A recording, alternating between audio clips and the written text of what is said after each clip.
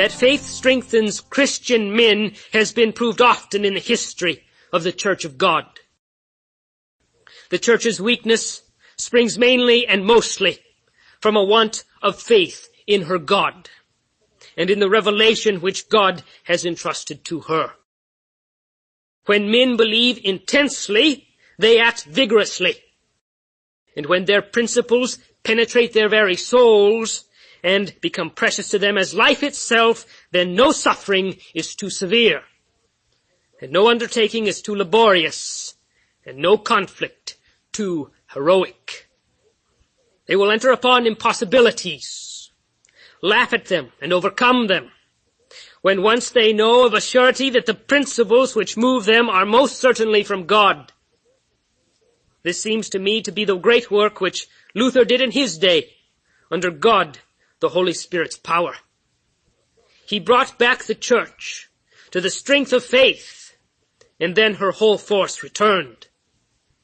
The man knew but very little of truth upon the doctrine of justification by faith.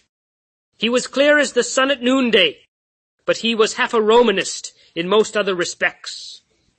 But this one all-important thing he did for the Church. He made her believe in God and in God's truth with a vigorous decision, which had almost ceased from among men.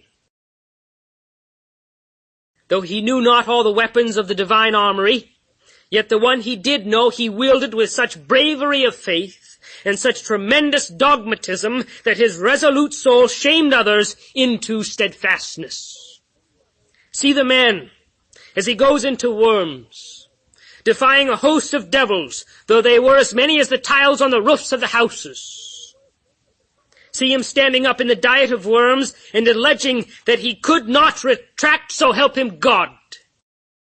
See him in his earlier days, nailing up his theses upon the church doors, as sailors nail their colors to the mast, or rending the Pope's bull in pieces and casting it into the fire, as men resolved on conquest break down the bridges behind them and render retreat impossible. It was the man's faith in God that helped him to do great exploits, and the Church learned from him to believe that God everywhere hath sway, and all things serve his might. When the Church once more believed firmly, her spirit returned to her, and, like a giant refreshed with new wine, she recommenced her race, the old faith, and to a firm belief in it. If you do not believe the articles of your faith, reject them, and do not be sham believers.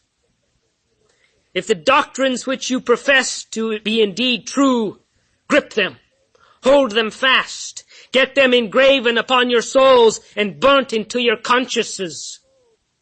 Have faith in God and the truth, that the truth cannot be destroyed nor God defeated.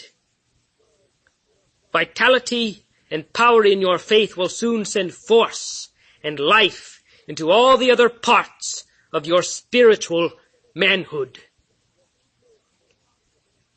What has been proved upon the largest scale has been true in all other instances. For instance, the weakness of depraved human nature always gives way before the energy of that faith which the Spirit works in us.